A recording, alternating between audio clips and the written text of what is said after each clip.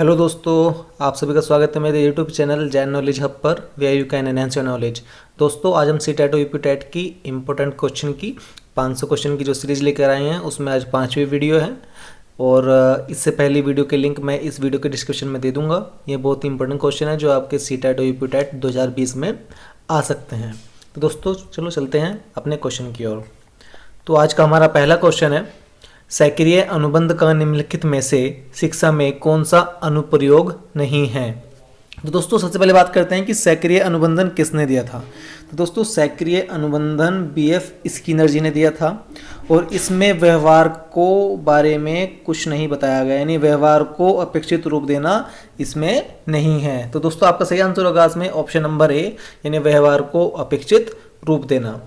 तो दोस्तों अगले क्वेश्चन तक बढ़ते हैं। अगले क्वेश्चन में आपको दिया है, निम्नलिखित में से किस मनोवैज्ञानिक का सिद्धांत सुव्यवस्थित व्यवहार का सिद्धांत के नाम से जाना जाता है। आपके ऑप्शन हैं बर्कल का, सीएल हल का, थॉर्नडाइक का और कोहलर का। तो दोस्तों इसका सही आंसर होगा आपका ऑप्शन नंबर बी, यानी कि सीएल हल का। तो सीएल हल का जो सुव्यवस्थित व्यवहार का सिद्धांत है, इन्होंने और भी सिद्धांत दिए थे जिसमें था परबलन का सिद्धांत, जिसको हम लोग गणितीय सिद्धांत भी कह देते हैं। तो अगले क्वेश्चन पर बढ़ते हैं दोस्तों। अगले क्वेश्चन में दिया हुआ है कि अध्यापक को चाहिए कि सीखने की प्रारंभिक अवस्था में वह बच्चों की अधिक से अधिक सहायता करे एवं अधिक पूर्णबलन प्रदान करे और सीखने की अंतिम अवस्था में न्यूनतम सहायता करे। यह कथन किस मनोवैज्ञानिक के सिद्धांत पर आधारित है। आपके ऑप्शंस हैं काल्विन के, स्किनर के, सीएल हल के और गिलफोर्ड के। तो दोस्तों इसका सही आंसर होगा आपका ऑप्शन नंबर सी, यानी सीएल हल जी ने कहा था कि शिक्षार्थी को अध्यापक को चाहिए कि सीखने बच्चे की प्रारंभिक और अंतिम स्थिति में इस प्रकार की प्रक्रिया को अपनाया जाए। तो दोस्तों अगले क्वेश्चन तरफ बढ़ते हैं। अगले क्वेश्चन की तरफ बढ़ते हैं। अगले क्वेश्चन में आपको दिया है कि विलियम वुंट तथा टिचनर किस विचारधारा के प्रवर्तक थे।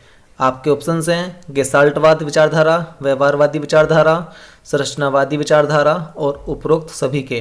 तो दोस्तों विलियम वुंट आपका ऑप्शन नंबर सी, यानी संरचनावादी विचारधारा के प्रवर्तक है। अब बात आती है कि गेस्टाल्ट विचारधारा के प्रवर्तक कौन थे। दोस्तों जो गेस्टाल्ट विचारधारा है ये आपकी जेम्स वर्दिमर, कोहलर, कोफा और लेविन, इन चारों ने मिलकर दी थी। तो आपको ऑप्शन में जब भी कोहलर कोफा आ जाए तो आप उसको टिक कर दें, वर्दिमर आ जाए तो वर्दिमर को टिक कर दें और लेविन आ जाए तो लेविन को। अब बात करते हैं कि व्यवहारवादी विचारधारा किसने दी। दोस्तों व्यवहारवादी विचारधारा आपकी जेबी वाटसन जी ने दी थी। ठीक है, तो चलिए अगले क्वेश्चन में बढ़ते हैं दोस्तों। अगले क्वेश्चन में बोला है कि समस्यात्मक बालकों की प्रवृत्ति होती है समाज विरोधी प्रवृत्ति, झगड़ालू प्रवृत्ति, अपराधी प्रवृत्ति और उपरोक्त सभी। तो दोस्तों समस्यात्मक बालकों की प्रवृत्ति समाज विरोधी भी होती है, झगड़ालू भी होती है और अपराधी वाली भी होती है, यानी आपका ऑप्शन नंबर सी क्या होगा इसमें, बिल्कुल सही। तो दोस्तों अगले क्वेश्चन तरफ बढ़ते हैं। अगले क्वेश्चन में बोला है कि सबसे पहले मनोवैज्ञानिक प्रयोगशाला किस देश में स्थापित हुई। आपके ऑप्शंस हैं जापान, अमेरिका, जर्मनी और ब्रिटेन। तो दोस्तों सबसे पहले प्रयोगशाला आपकी जर्मनी में स्थापित हुई है। तो दोस्तों अगले क्वेश्चन में बढ़ते हैं। अगले क्वेश्चन में दिया दोस्तों व्यवहारवाद की मुख्य विशेषता है मापन, निरीक्षण, उपरोक्त दोनों, उपरोक्त में से कोई नहीं। तो दोस्तों व्यवहारवाद की जो मुख्य विशेषता है वो है मापन। इसमें हम लोग मापन करते हैं किसी एक व्यक्ति का, उसके व्यवहार का, और ये सिद्धांत जो है ये जेबी वाटसन जी ने दिया था। अगले क्वेश्चन में बढ़ते हैं दोस्तों। अगले क्वेश्चन में बोला है कि फ्रायड ने मन की तुलना किससे की। समुद्र में तैरते हुए जहाज से, समुद्र में तैरते हुए मगरमच्छ से, समुद्र में तैरते हुए हिमखंड से, उपरोक्त सभी से। तो दोस्तों इसका सही आंसर होगा आपका ऑप्शन नंबर सी, यानी समुद्र में तैरते हुए हिमखंड से सिगमंड फ्रायड जी ने मन की तुलना की है। तो दोस्तों अगले क्वेश्चन पर बढ़ते हैं। अगले क्वेश्चन में बोला है दोस्तों शिक्षकों की तैयारी की आधारशिला होनी चाहिए। ऑप्शंस हैं आपके शिक्षा मनोविज्ञान, पाठ्य पुस्तकें, पाठ्यक्रम, पाठ्यचर्या। तो दोस्तों इसका सही आंसर होगा आपका शिक्षा मनोविज्ञान, यानी शिक्षकों की तैयारी की आधारशिला हमेशा शिक्षा मनोविज्ञान होनी चाहिए। तो अगले क्वेश्चन की तरफ बढ़ते हैं दोस्तों। अगले क्वेश्चन में बोला है दोस्तों आपका, समाज मिति विधि में अध्ययन किया जाता है। ऑप्शन है आपके, एक समूह की बनावट का अध्ययन, समाज के अमीर वर्गों का अध्ययन, सामाजिक नियमों का अध्ययन और उपरोक्त में से कोई नहीं।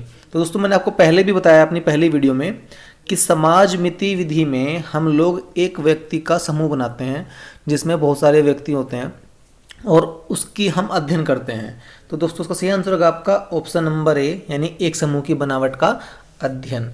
अब बात करते हैं दोस्तों कि समाज मिति विधि किसने दी है। तो दोस्तों समाज मिति विधि आपकी एल मोरेनो ने दी है, डॉक्टर एल मोरेनो। तो दोस्तों अगले क्वेश्चन की तरफ बढ़ते हैं। अगले क्वेश्चन में दिया दोस्तों आपका, निम्नलिखित में से कौन सी व्यक्तिगत निर्देशन की विधि है। ऑप्शन है आपके, परीक्षणों का प्रशासन, बालकों के संचित अभिलेख, अधिगम सामग्री का उपयोग और इनमें से कोई नहीं। तो दोस्तों व्यक्तिगत निर्देशन की जो विधि है वो है आपकी बालकों के संचित अभिलेख, यानी आपका ऑप्शन नंबर बी बिल्कुल करेक्ट आंसर है। तो दोस्तों अगले क्वेश्चन की तरफ बढ़ते हैं। अगले क्वेश्चन में दिया दोस्तों आपका, आधुनिक शिक्षा का संबंध व्यक्ति तथा समाज दोनों के कल्याण से है। यह कथन किसने दिया। आपके ऑप्शन हैं दोस्तों, मॉन्टेसरी, फ्रेंडस, डमविल और वॉटसन। तो दोस्तों उसका सही आंसर होगा आपका फ्रेंडसन, यानी कि फ्रेंडसन ने दिया था आधुनिक शिक्षा का संबंध व्यक्ति और समाज दोनों के कल्याण से है। तो दोस्तों अगले क्वेश्चन की तरफ बढ़ते हैं। अगले क्वेश्चन में दिया दोस्तों आपका, किशोरावस्था की विशेषता को सही ढंग से स्पष्ट करने वाले शब्द हैं। ऑप्शन है आपके, परिवर्तन, विकास, समायोजन और इनमें से कोई नहीं। तो दोस्तों किशोरावस्था की विशेषता को सही ढंग से स्पष्ट करने वाला शब्द है आपका परिवर्तन, यानी परिवर्तन ही आपकी क्या है, किशोरावस्था है। तो अगले क्वेश्चन तक बढ़ते हैं दोस्तों। अगले क्वेश्चन में दिखाया है, स्वस्थ शरीर में स्वस्थ मस्तिष्क का निवास होता है। यह कथन किसने दिया है। तो दोस्तों यह कथन दिया था आपका अरस्तु जी ने। अब बात करते हैं कि अरस्तु जी ने और क्या दिया। तो दोस्तों अरस्तु जी प्लेटो के शिष्य थे, यानी कि प्लेटो के कौन थे, शिष्य। और अरस्तु जी ने आगमन विधि दी थी, ठीक है। अब बात करते हैं प्लेटो कौन था। तो दोस्तों जो प्लेटो थे वो सुकरात के शिष्य थे और यूनान के रहने वाले थे, और इन्होंने संवाद विधि और निगमन विधि दोनों दी हैं, ठीक है। तो चलिए अगले क्वेश्चन में बढ़ते हैं दोस्तों। अगले क्वेश्चन में बोला आपका, व्यवहार के कारण व्यवहार में परिवर्तन की अधिगम है। परिवर्तन की अधिगम है, अधिगम की यह परिभाषा किसने दी। आपके ऑप्शन है दोस्तों, पावलोव, स्किनर, गिलफोर्ड और ब्लूम। तो दोस्तों इसका सही आंसर होगा आपका गिलफोर्ड। ये मैंने आपको अपनी पहली वीडियो में बताया था कि व्यवहार के कारण व्यवहार में परिवर्तन ही अधिगम है, ये गिलफोर्ड जी ने दिया था। तो दोस्तों अगले क्वेश्चन पे बढ़ते हैं। अगले क्वेश्चन में बोला है कि निम्न में से सीखने का मुख्य नियम है। ऑप्शन है आपके, अभ्यास का नियम, रटने का नियम, बहु प्रतिक्रिया के नियम और इनमें से कोई नहीं। तो दोस्तों सीखने का मुख्य जो नियम है वो है आपका अभ्यास का नियम, ठीक है दोस्तों। तो मुख्य नियम 3 होते हैं। पहला नियम होता है आपका इसमें अभ्यास का नियम, दूसरा है प्रभाव का नियम और इसी में तीसरा है तत्परता का नियम। यानी हम बोल सकते हैं कि पहला तत्परता, ठीक है, दूसरा आपका होता है इसमें अभ्यास और तीसरा होता है इसमें आपका प्रभाव का नियम, ठीक है दोस्तों। और ये नियम दिया था थॉर्नडाइक ने, और थॉर्नडाइक ने इसको 1913 में अपनी बुक शिक्षा मनोविज्ञान में वर्णित किया है, ठीक है दोस्तों। तो जो अगले क्वेश्चन से पढ़ते हैं दोस्तों। अगले क्वेश्चन में बोला है कि बच्चे कैसे सीख सकते हैं, निम्नलिखित में से कौन सा विकल्प इस संबंध में सत्य नहीं है। तो ऑप्शन है आपके, बच्चे कई तरीके से सीख सकते हैं, बच्चे केवल कक्षा में ही सीख सकते हैं, बच्चे सीखने के लिए स्वाभाविक रूप से प्रेरित होते हैं, बच्चे तब सीखते हैं जब वे संज्ञानात्मक रूप से तैयार होते हैं। तो उन्होंने बोला कौन सा संबंध सत्य नहीं है। तो दोस्तों आपको पता है कि बच्चे केवल कक्षा में ही सीख सकते हैं, यानी कि ये बिल्कुल गलत है, बच्चे कक्षा से बाहर भी सीख सकते हैं। तो दोस्तों अगले क्वेश्चन में बढ़ते हैं। अगले क्वेश्चन दिया दोस्तों आपका, निम्नलिखित में से कौन सा सूक्ष्म गतिक कौशल का उदाहरण है। कूदना, लिखना, दौड़ना और चढ़ना। तो दोस्तों सूक्ष्म गतिक कौशल का जो बेस्ट उदाहरण है वो है आपका लिखना। ठीक है दोस्तों, तो अगले क्वेश्चन में बढ़ते हैं दोस्तों। अगले क्वेश्चन में बोला है कि किसने सबसे पहले बुद्धि परीक्षण का निर्माण किया। आपके ऑप्शंस हैं David Wechsler, Charles Darwin, Robert Sternberg. Option 4 है आपका अल्फ्रेड बिने। तो दोस्तों इसका सही आंसर होगा आपका अल्फ्रेड बिने। अल्फ्रेड बिने जी ने सबसे पहले बुद्धि का परीक्षण किया था। तो अगले क्वेश्चन में बढ़ते हैं दोस्तों। अगले क्वेश्चन में दिया दोस्तों आपका एक विकलांग बच्चा पहली बार विद्यालय आता है तो एक शिक्षक को निम्नलिखित में से क्या करना चाहिए। आपके ऑप्शंस हैं उसकी विकलांगता के अनुसार उसे एक विशेष स्कूल में भेजना चाहिए, अन्य छात्रों से उसे दूर रखना चाहिए, सबसे पहले एक प्रवेश परीक्षा का संचालन करना चाहिए, सहयोगी योजना विकसित करने के लिए बच्चे के अभिभावकों के साथ चर्चा करनी चाहिए। तो दोस्तों आप इसमें से कैसे चूज़ करेंगे। पहला है कि इसमें उसकी विकलांगता के अनुसार उसे एक विशेष स्कूल में भेजना चाहिए, ये भी गलत है, उससे उसकी विशेषता प्रकट होगी और ऐसा नहीं होना चाहिए। अन्य छात्रों से दूर होना चाहिए, ये भी गलत है। ठीक है, सबसे पहले एक प्रवेश परीक्षा का संचालन करना चाहिए, ये भी अलग चीज़ है। उसको एक समानता का अधिकार मिलना चाहिए, यानी कि आपका ऑप्शन नंबर 4 क्या है आपका सहयोगी योजना विकसित करने के लिए बच्चे के अभिभावकों के साथ चर्चा करनी चाहिए, यानी आपका ऑप्शन नंबर 4 सही है। तो दोस्तों अगले क्वेश्चन में बढ़ते हैं। अगले क्वेश्चन में बोला आपका दो शिक्षार्थी भाषा सीख रहे हैं। एक शिक्षार्थी जो अपनी मातृभाषा सीख रहा है और दूसरा शिक्षार्थी उसी भाषा को दूसरी भाषा के रूप में सीखता है। दोनों किस प्रकार की गलतियां समान रूप से कर सकते हैं। तो दोस्तों आपके ऑप्शंस हैं अति सामान्यकरण, विकासात्मक, सरलीकरण और उपयुक्त तीनों। तो दोस्तों सही आंसर होगा आपका विकासात्मक। तो दोनों विकासात्मक गलती ही कर सकते हैं। दोस्तों अगले क्वेश्चन की तरफ बढ़ते हैं। अगले क्वेश्चन में दिया दोस्तों आपका निम्नलिखित विकल्पों में से कौन सा विकल्प एक बच्चे की सामाजिक मनोवैज्ञानिक आवश्यकताओं से संबंधित नहीं है। पहला है संगति की आवश्यकता, प्रशंसा एवं सामाजिक अनुमोदन की आवश्यकता, भावनात्मक सुरक्षा की आवश्यकता, नियमित रूप से शरीर से अपशिष्ट पदार्थों का बाहर निकलना।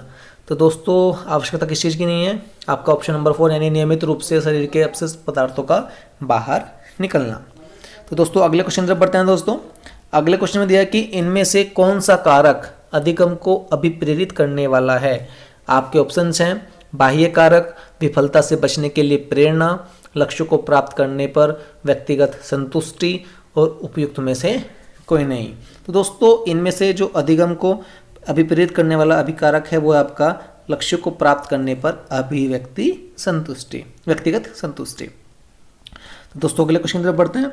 अगले क्वेश्चन में दिया दोस्तों आपका वाइगोत्स्की ने बच्चों के अधिगम में निम्नलिखित कारकों में से किसी एक की भूमिका के महत्व पर सबसे ज़्यादा जोर दिया। आपके ऑप्शंस हैं सामाजिक, वंशानुगत, मानसिक और शारीरिक। तो दोस्तों इसका सही आंसर होगा सामाजिक। तो वाइगोत्स्की ने सबसे पहले सामाजिक कारणों पर महत्वपूर्ण जोर दिया और ज़्यादा जोर दिया। अगले क्वेश्चन से बढ़ते हैं दोस्तों। बच्चे उसी वातावरण में सीख सकते हैं जहां उनके अनुभव एवं भावनाओं को उचित स्थान मिले, उन्हें खेलने का मौका मिले, उन्हें मित्र बनाने का मौका मिले, कड़ा अनुशासन हो। तो दोस्तों सही आंसर होगा आपका उनके अनुभवों और भावनाओं को उचित स्थान मिले, यानी कि ऑप्शन नंबर 1 बिल्कुल सही है। तो दोस्तों अगले क्वेश्चन पर पढ़ते हैं दोस्तों। एक शिक्षक विद्यार्थियों में सामाजिक मूल्य को विकसित कर सकता है, अनुशासन की अनुभूति को विकसित कर, आदर्श रूप से बर्ताव कर, महान व्यक्तियों के बारे में बोलकर, अच्छी कहानियाँ सुनाकर। तो दोस्तों एक शिक्षक विद्यार्थियों को सामाजिक मूल्य कब सिखा सकता है, जब वो खुद एक आदर्श शिक्षक हो, यानी आदर्श रूप से बर्ताव कर कर ही एक शिक्षक विद्यार्थियों को सामाजिक मूल्यों को विकसित कर सकता है। तो दोस्तों ये थे हमारे आज के 25 क्वेश्चंस और हमारे 500 क्वेश्चन की सीरीज में। तो दोस्तों अगर आपको मेरी वीडियो अच्छी लगी तो प्लीज़ मेरी वीडियो को लाइक कीजिए और मेरे चैनल को सब्सक्राइब कीजिए और वीडियो को शेयर कीजिए। और दोस्तों इससे पहले जो वीडियो मैंने बनाई हैं उन वीडियो के मैंने लिंक अपने इस वीडियो के डिस्क्रिप्शन में दे दिए हैं, अगर आप चाहें तो वो वीडियो भी देख सकते हैं। Thank you.